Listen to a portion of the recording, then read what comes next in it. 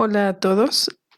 Vamos a dar continuidad al diplomado, pero antes quiero agradecer a la Universidad Juárez del Estado de Durango, UJED, y a la doctora Edna por la invitación a participar en este diplomado que seguramente ha dejado grandes aprendizajes. Bueno, voy a empezar presentándome. Mi nombre es Elvira Adriana López Jacinto. Yo soy responsable de la Unidad de Gestión de Calidad y Seguridad del Paciente en el Hospital Regional de Alta Especialidad de Ixtapaluca. Eh, Tengo la fortuna de poder participar y haber participado de manera activa en la reconversión hospitalaria y vivir esta pandemia muy de cerca. Eh, y bueno, pues vamos a continuar y quisiera hacer unos pequeños antecedentes o recordatorios de cómo es que hemos llegado hasta este punto. Y bueno, pues todo empezó el 31 de diciembre de 2019, cuando las autoridades de salud de Wuhan, en China, informan sobre la presencia de 27 casos de síndrome respiratorio. El día 7 de enero del 2020, las autoridades chinas informaron de la presencia de un nuevo virus, eh, inicialmente denominado 2019-nCoV. El día 21 de enero, el Centro para el Control y la Prevención de Enfermedades, la CDC de Estados Unidos, informa del primer caso confirmado en la región de las Américas. Es hasta el 30 de marzo cuando se decretó la emergencia sanitaria por causas de fuerza mayor en México, y es cuando entramos a este tema de la pandemia. Hasta entonces, el 30 de marzo, se habían confirmado 1,094 personas contagiadas y 28 defunciones en México, además de 2,752 casos sospechosos. Afortunadamente, no fuimos de los países en donde inicia la pandemia. ¿Y por qué afortunadamente? Porque en realidad no hubiéramos sabido cómo actuar ni qué hacer. Esto, como ustedes ven, casi 3 meses después, o justamente 3 meses después, nosotros ya en México se declara como una enfermedad grave de salud pública, y es cuando entonces empieza el confinamiento y todo lo que ha sucedido. Eh, y bueno, pues así es como hemos llegado hasta este momento. Y eso que trajo como consecuencia, bueno, pues ya sabemos todo el tema económico, pero también hemos tenido que aprender a ir viviendo con este nuevo virus, pero nos orilló a hacer reconversiones en los hospitales y en otras instituciones u otros centros que inicialmente pues no eran para una atención médica. Y bueno, pues como definición de reconversión tenemos que es transformar una cosa para que tenga otra utilidad. Y como lo vemos en la imagen, las imágenes, la de arriba es de Citibanamex, eh, la primera imagen, y la parte obviamente donde se hacían eventos de diferentes tipos, ¿no? Exposiciones de ropa, de moda, de muchas cosas, y tuvo que ser reconvertido para poder atender a pacientes con COVID. Y bueno, pues eso implica muchas cosas. Creo que nadie de nosotros nos había tocado vivir una pandemia.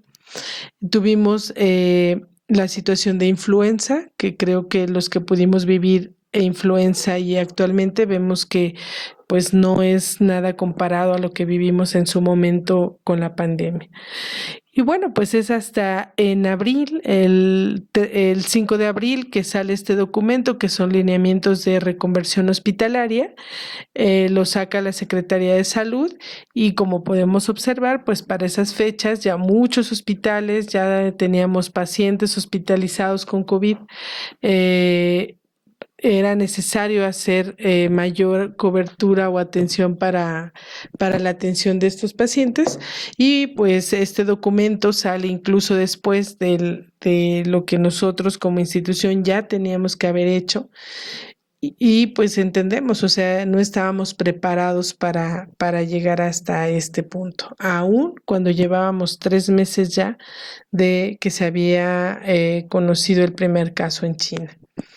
Y bueno, pues el objetivo de la reconversión hospitalaria, ¿qué tenía que hacer? Pues garantizar que las organizaciones de los servicios de atención médica se ejecute bajo los principios de oportunidad, calidad, eficiencia de los recursos humanos y materiales y financieros en beneficio de la población, y con ello se incida en la prevalencia y control de la pandemia por la enfermedad del virus SARS-CoV-2 en México.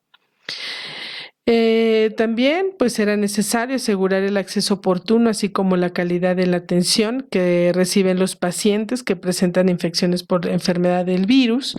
Y bueno, pues se tuvieron que adecuar espacios y aumentar la capacidad instalada que se tenía hasta el momento de la pandemia. Se hicieron centros de atención temporal, los llamados CAT, en donde se denominaron centros de atención temporal COVID-19 a los módulos provisionales habilitados durante la contingencia por SARS-CoV-2, ubicados en estacionamientos, espacios aledaños a un hospital de reconversión, y a los habilitados como estructuras externas de los hospitales, los estacionamientos, los centros comerciales, o lo que ya habíamos visto de CATS, del Citibanamex, que fue habilitado para la atención de estos pacientes. Y bueno, pues se tenían que tomar criterios de reconversión, y la reconversión hospitalaria COVID-19 considera la capacidad y la ampliación de cada unidad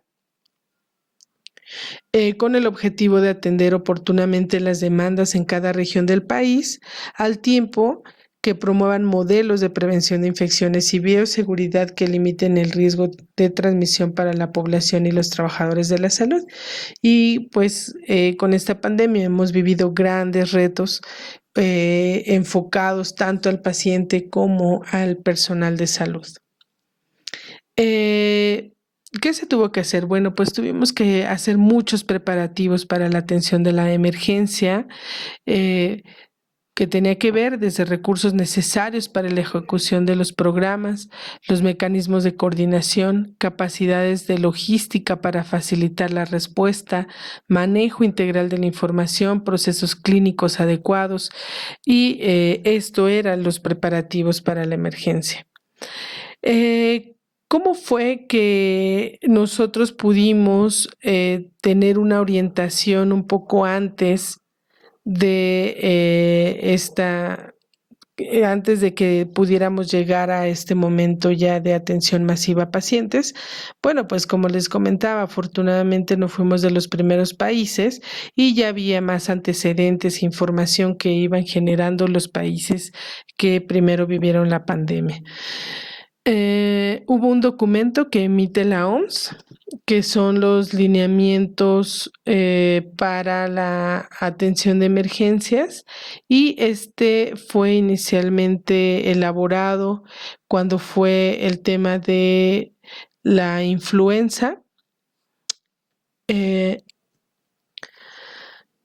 La Organización Panamericana de la Salud emite un documento que es y lo denominaron así: lista de verificación de alistamiento para la respuesta al COVID-19 en hospitales. Y bueno, pues en el entendido que esta pandemia podría rebasar la demanda de atención en la capacidad de respuesta de los hospitales y que podía ser superado, pues se tenían que hacer estrategias para contener y no colapsar nuestros sistemas de salud. Como pudimos ver en las noticias, diferentes países fueron colapsados por una no adecuada planeación u organización, o realmente por un déficit extremo de insumos y de tanto materiales, equipamiento y de recursos humanos. Afortunadamente, y dadas las noticias, pues no hemos llegado tal vez a ese extremo. No dudamos que hay lugares o comunidades en donde la atención ha sido no suficiente para las demandas que van ocurriendo. Este documento plantea dos aspectos importantes. Uno es una función para la respuesta bajo términos administrativos y el otro tiene que ver con los aspectos clínicos. Dentro de los aspectos administrativos tenemos acciones de liderazgo, de coordinación, información, logística y operación, administración y finanzas, y en el aspecto clínico tenemos la identificación rápida, el diagnóstico oportuno, la información, logística y operación, administración y finanzas. Nuestro documento institucional estuvo coordinado de esta manera, basándonos en este documento que les comento, que ustedes lo pueden tener como material de apoyo y revisión, y que se me hizo a mí de verdad una base muy importante para tomar decisiones de manera más clara y poder tener un buen resultado. Ahorita les voy a comentar un poquito acerca de cómo vivimos nosotros esta experiencia. ¿Qué propone en temas de liderazgo, en acciones de liderazgo? Bueno, pues el objetivo es garantizar la gestión integral de la respuesta hospitalaria ante la emergencia mediante la implementación de acciones por los responsables de la respuesta al COVID. Era muy importante definir quién iba a ser quien liderara todo el proyecto para un manejo adecuado de la contingencia. El responsable de la función de liderazgo es el encargado de activar el mecanismo de respuesta a emergencias del hospital. Y bueno, pues, ¿qué nos piden estas recomendaciones? Pues tener integrado un grupo multidisciplinario COVID, conformado por los directores, subdirectores, responsables de área, y que ellos fueran la pieza clave para poder coordinar y llevar a cabo las acciones. Se nombraron a responsables operativos de la emergencia. Fue necesario describir las funciones que cada dirección o área iba a tener ante la contingencia. Las direcciones de área era necesario tenerlo por escrito para tener una guía de la parte que correspondía hacer a cada área. Planear acciones para la adecuación de infraestructura y equipamiento, y se estructuró un programa de monitorización al personal expuesto que desde origen este documento nos pide que no solo velemos por la seguridad de los pacientes, sino más bien era en este momento toda la seguridad tenía que estar encaminada al personal de salud, por todo lo que ya habíamos visto en las estadísticas de infecciones del personal de salud, y que era otro factor por lo que los sistemas de salud podían colapsarse. El otro aspecto importante es la coordinación, que el objetivo era garantizar el funcionamiento de los mecanismos de coordinación y correspondía a la vinculación interna y externa para no colapsar a la organización ante la pandemia, generando estrategias para la atención de pacientes, requerimientos de medicamentos, insumos, equipamiento, traslados de pacientes, etcétera. Acciones con la red de servicios de salud y la red de servicios para la referencia y contrarreferencia de pacientes a otras unidades médicas ante la contingencia, para hacer más eficientes los servicios, gestionar la inclusión de personal de nuevo ingreso para la apertura de más áreas de atención. Como todos lo hemos vivido, pues el déficit de personal fue un aspecto muy crítico y que dio a conocer y a salir a la luz de manera muy clara el déficit de recurso humano que se tienen en las instituciones de salud.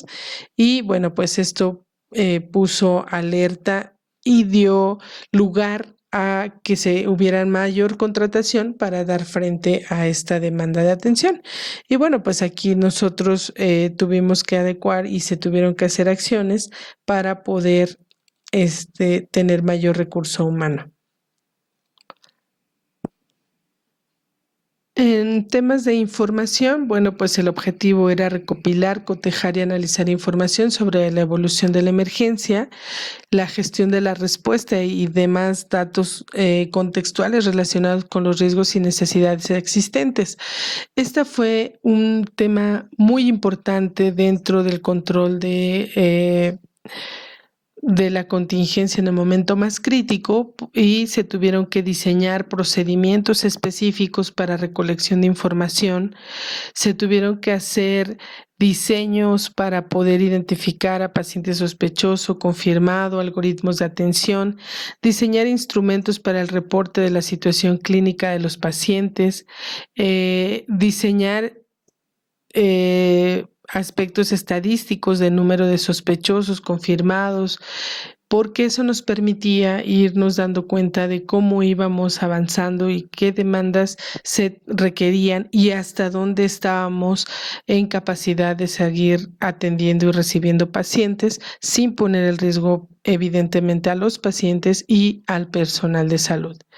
Se generan controles para la administración de los insumos claves en la atención de la contingencia relacionados a dispositivos médicos para la atención de los pacientes. En acciones de logística y operación, el objetivo era facilitar la ejecución de la respuesta de la emergencia apoyada en la capacidad de logística del establecimiento.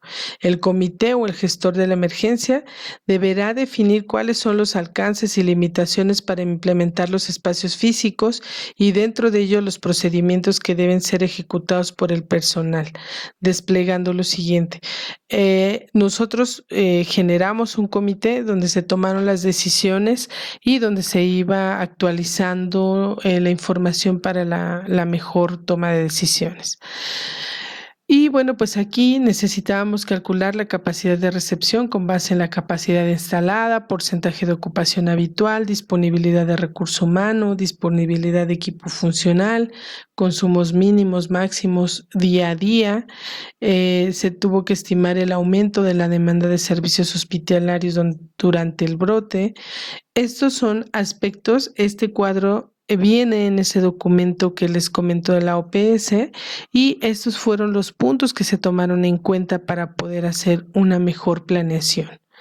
Nosotros no fuimos un hospital 100% COVID, fuimos un hospital híbrido por las características de nuestra infraestructura y de nuestra ubicación geográfica, pues era muy difícil cerrar algunas especialidades que no se encuentran en la zona como oncología, hematología y que se tuvieron que continuar dando atención porque si no también teníamos otro tipo de repercusiones con los pacientes no COVID. Y bueno, pues eso implicó un doble reto. Tenemos áreas COVID, áreas no COVID, y eso evidentemente también es un aspecto que teníamos que tener muy claro porque nuestros procesos originales pues evidentemente ya habían cambiado.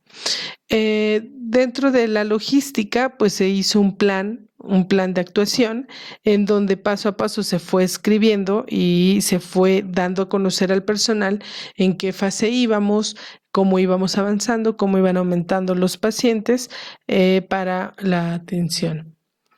Empezamos con la apertura del triage, asignaron inicialmente 4 camas o evidentemente insuficientes y se fue aumentando la capacidad conforme iba llegando el recurso humano y el equipamiento y los insumos necesarios para la atención. De lo contrario, pues no podríamos o no hubiéramos podido dar una atención en las mejores condiciones, tanto para el paciente como para el personal. En temas de administración y finanzas, bueno, aquí el equipo de administración jugó un papel muy importante porque en todo momento se tuvo los insumos necesarios. Hubo gran debate en el equipo de protección personal adecuado y ahorita les platicaré cuál fue nuestra estrategia para poderlo estandarizar. Y se tenía día a día un control día a día un control de los insumos, cómo se iban acabando, cuánto tiempo nos quedaba de gorros, de guantes, de cubrebocas, de respiradores, de botas quirúrgicas. Eso se fue monitorizando y eso nos permitió que en ningún momento nos quedáramos en desabasto y que el personal tuviera algún riesgo por una exposición por falta de insumos. Nuestras autoridades siempre estuvieron, y ese es el aspecto que comentábamos de liderazgo, que es fundamental para que la pandemia se viviera de manera menos dramática o traumática dentro de nuestra institución.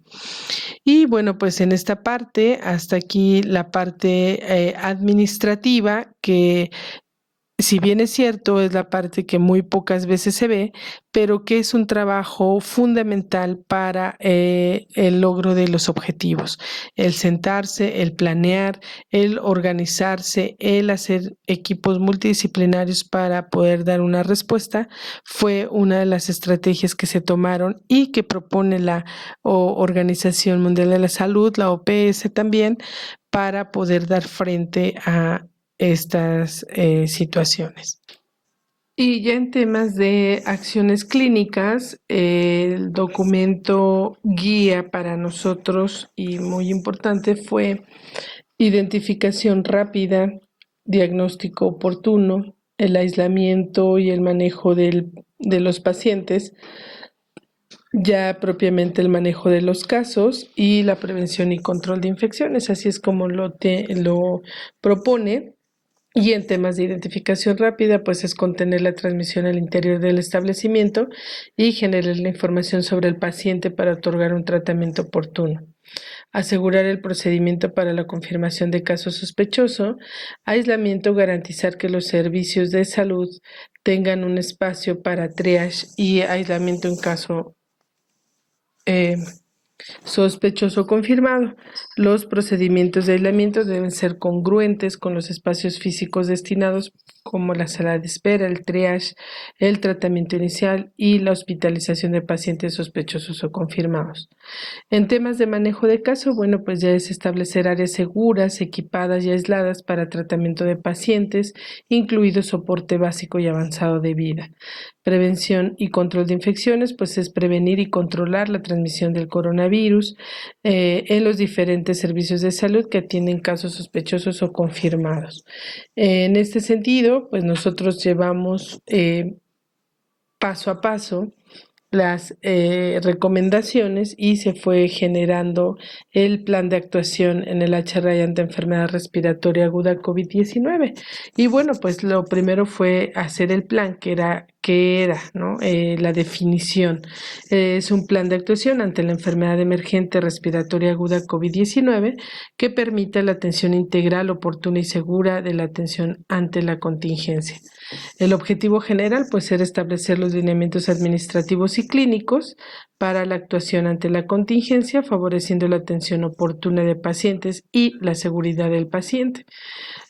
Tuvimos 4 objetivos específicos en donde era contar con planeación coordinada para la atención de la contingencia respiratoria que permitan la continuidad en la atención sin poner en riesgo a los pacientes y al personal de salud, establecer rutas de atención clínica a pacientes con enfermedad respiratoria, difundir y capacitar al personal para adecuado uso de las medidas de protección personal, que ese fue un tema fundamental y que consideramos que se hizo con mucho éxito, dado que hasta el día de hoy afortunadamente no hemos tenido personal contagiado grave o hayamos tenido algún deceso. Se estandarizaron los procesos de atención clínica de los pacientes con enfermedad respiratoria aguda. Este plan ya les comenté a grandes rasgos qué es lo que abarca cada uno de ellos. En este momento compartiré la parte de la coordinación, que era como ya la parte de qué vamos a hacer, cómo lo vamos a planear y cómo se fue llevando a cabo. Y bueno, pues hicieron acciones de logística y operación en donde se plantearon acciones específicas para cada fase. Generamos 4 fases, A, B, C y D. y nosotros íbamos monitoreando o informando también dentro del comité COVID en qué fase íbamos para que en cascada se bajara la información y el personal supiera qué hacer en cada una de las fases. En acciones de logística y operación, en la fase A, se aperturó el triage respiratorio, se asignaron 4 camas para atención de paciente sospechoso confirmado, COVID-19, y empezamos con 4 camas. Era lo más que se podía atender porque todavía teníamos el hospital lleno de las otras patologías y no estábamos en capacidad de poder recibir más pacientes. Conforme se fue haciendo la vinculación con otras instituciones para la recepción de algunos pacientes o valorando el alta de los pacientes, pues fue como se fue haciendo espacio. En la fase B, pues se abrió el triage respiratorio, se aperturó el área de 11 camas de terapia intensiva exclusivos para atención a pacientes de contingencia, 17 camas de terapia intermedia se convirtieron a terapia intensiva general, se hizo la reconversión del servicio de urgencias con 9 camas exclusivas y separadas de los demás pacientes para la atención de pacientes con COVID-19.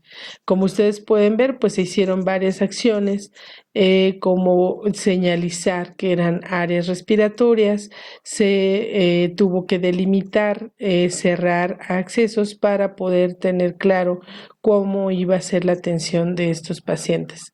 En la fase C, bueno, continuábamos en todas las fases el triage respiratorio, se continuó con 11 camas de terapia intensiva más 17 de terapia intermedia, se hizo la reconversión del servicio de urgencias con 9 camas exclusivas y separadas de lo demás y se aperturó 45 camas de un piso que teníamos en condiciones de poder adecuarlo completamente para la atención de estos pacientes. Y pues se fue reconvirtiendo nuestro hospital a un hospital para la atención de pacientes COVID. En la fase D, que ya era una de nuestras fases ya más avanzadas, que es en la que estamos en estos momentos, bueno, más bien ya estamos ahora para una redesconversión, como le han llamado, y ya vamos de regreso a la nueva normalidad. La fase D continuamos con el triage respiratorio, se continuó con 11 camas de terapia intensiva más 17 de terapia intermedia, se continuó con la reconversión del servicio de urgencias, quedó completamente aislado de la atención de los demás pacientes y se aperturaron las 45 camas de hospitalización y además se habilitó un tercer piso de hospitalización con 40 camas más. Es así como fue llevándose a cabo la evolución y en cada fase había acciones muy específicas para poder llevar a cabo. Entonces, y se dio a conocer a todo el personal que esa fue parte clave en este momento de la contingencia para que el personal estuviera enterado y la directora fue con el equipo directivo quienes estuvieron apoyando o llevando a cabo la capacitación de cómo se estaba manejando el plan de contingencia al interior de la institución. Y eso es clave. Si nosotros queremos hacer un plan, pero el personal operativo lo desconoce, pues vamos a tener muy poco éxito. Otro aspecto muy importante que se llevó a cabo fue la capacitación al personal de la CHERRAI en la atención segura ante la contingencia de enfermedad respiratoria aguda.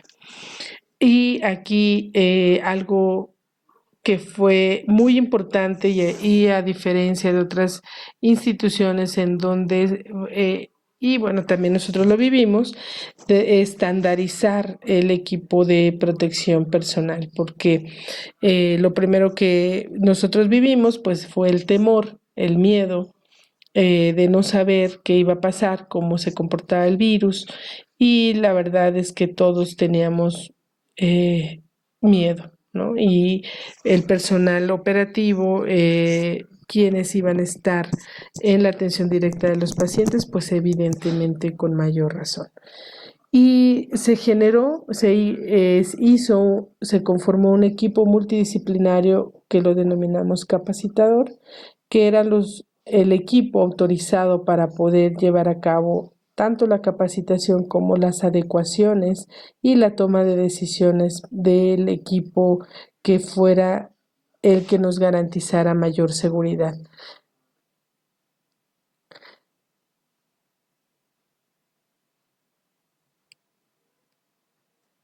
Este equipo multidisciplinario estuvo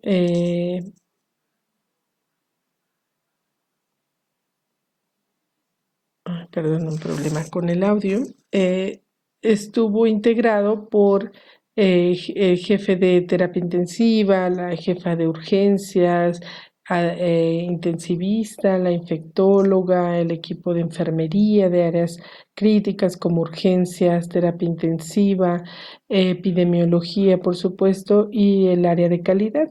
Este grupo que ustedes pueden ver nos dimos a la tarea de estandarizar y hacer presentaciones y talleres de manera ya estandarizada para todo el hospital y para todo el personal.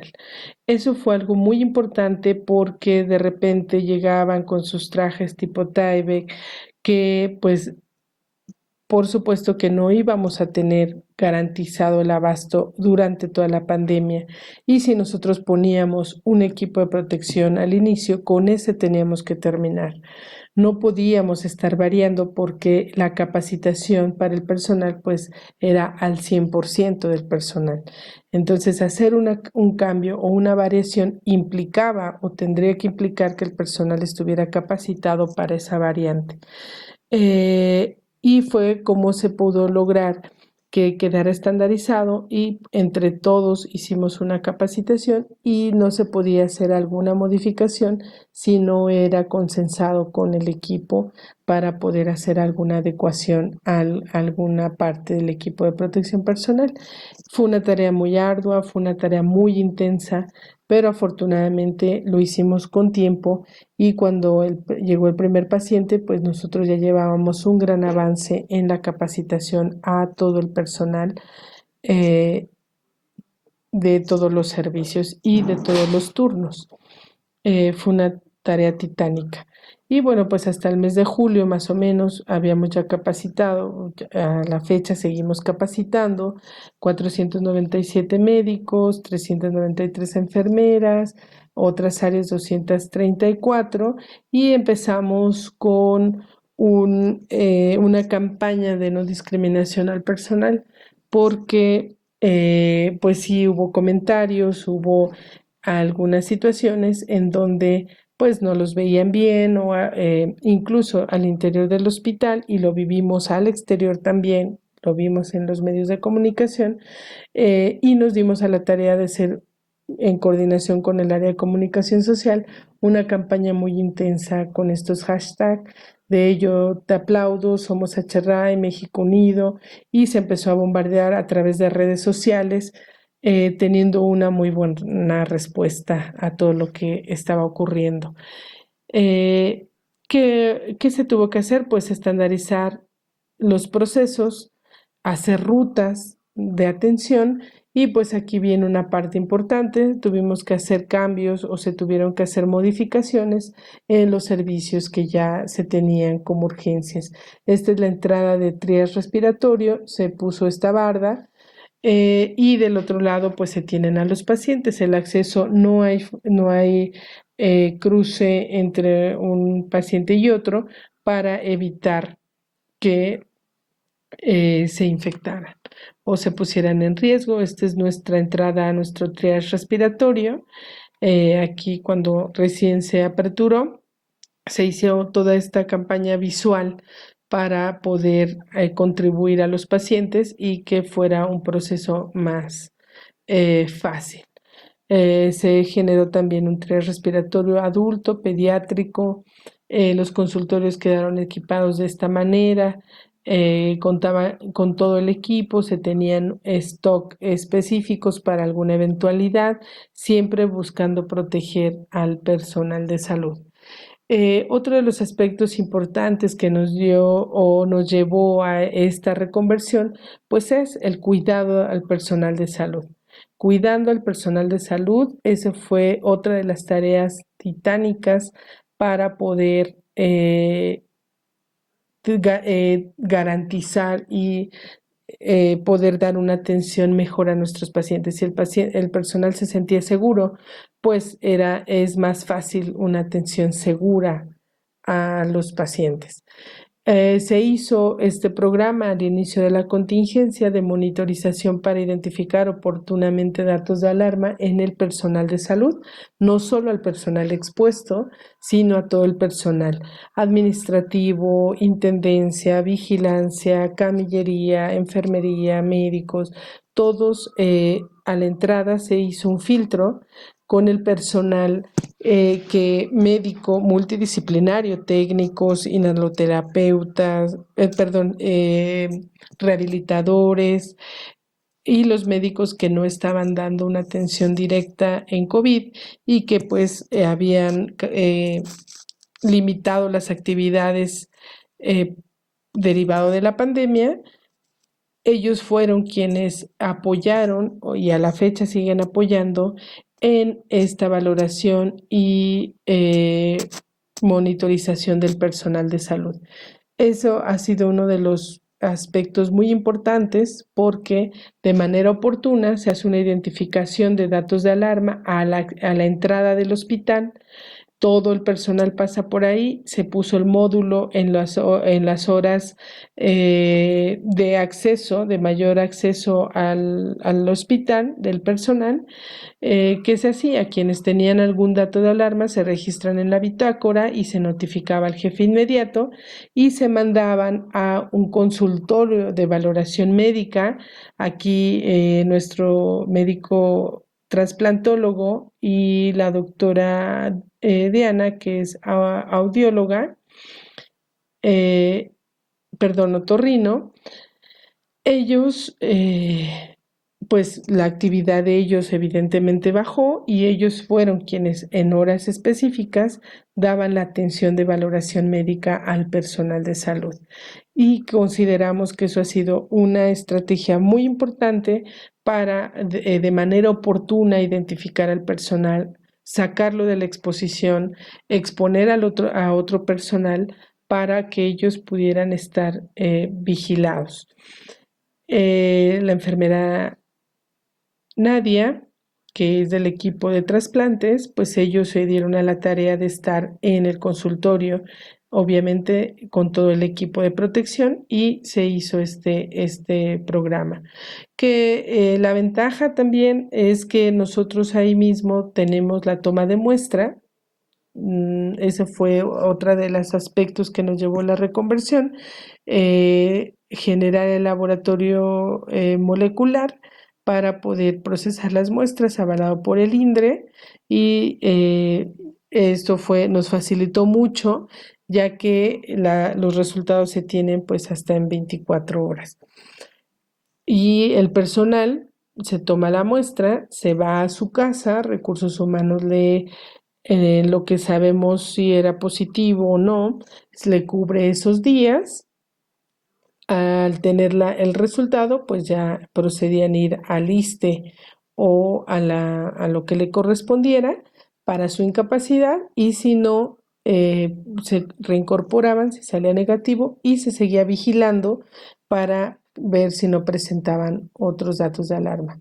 Se les dio seguimiento vía telefónica a los que salieron positivos para estar monitoreando algún dato de alarma de gravedad y poder darles una atención oportuna ahí mismo en la institución.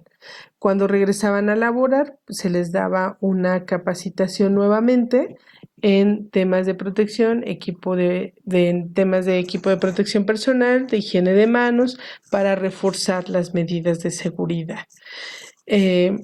Esto ha sido como a grandes rasgos lo que hemos trabajado en estos momentos de la pandemia. Se hizo una campaña intensiva de difusión interna y externa de todo lo que se iba generando, la documentación, de toma en cuenta, identifica y ubica identifica datos de alarma, información para la familia, para los pacientes. Se hizo esta infografía para un adecuado vestido y desvestido del personal. Se hicieron las instrucciones para darle a los pacientes que aun cuando tenían manifestaciones, no requerían estar hospitalizados y se iban a su domicilio con todas las recomendaciones necesarias para poder tener un buen cuidado en su domicilio. Esto es a grandes rasgos el tema de reconversión, cómo lo hemos vivido, cuáles fueron nuestras experiencias. Por supuesto que hay muchas cosas que mejorar al día de hoy. Nos damos cuenta que hoy analizando, pues ha quedado un poco de lado la seguridad del paciente y eso es a nivel mundial. Hoy ha sido prioritaria la seguridad del personal, sin embargo, es fundamental que volvamos a insistir en el tema de seguridad del paciente. Y por cierto, el 17 de septiembre es el Día Mundial de Seguridad del Paciente y que hoy tiene el lema de personal seguro, pacientes seguros. Está muy enfocada a hoy estos nuevos retos que nos ha traído la pandemia. Y bueno, como conclusión, les puedo comentar que algo clave que es necesario que tener y debía pasar es aprender a trabajar en equipo, aprender a hacer equipos multidisciplinarios de atención, fortalecer, nos dejó ver esos huecos que tiene nuestro sistema de salud, la falta de personal capacitado, porque hoy vivimos otro tipo de circunstancias.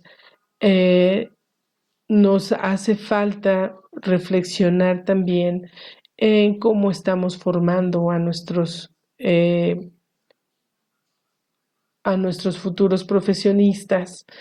Es necesario, lo hemos sabido, lo seguimos sabiendo, no es ni la primera ni la última epidemia o pandemia que vamos a vivir y es necesario seguir trabajando y madurando nuestro sistema de salud.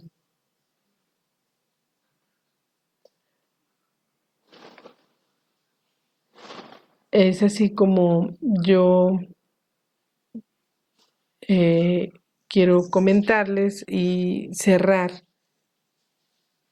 diciéndoles que, bueno, pues esto ha sido una experiencia que nos ha traído, por supuesto, grandes enseñanzas, no solo laborales, personales, y hoy lo puedo decir, hoy nos damos cuenta y este tipo de crisis nos dejan ver realmente de qué estamos hechos, realmente cómo somos.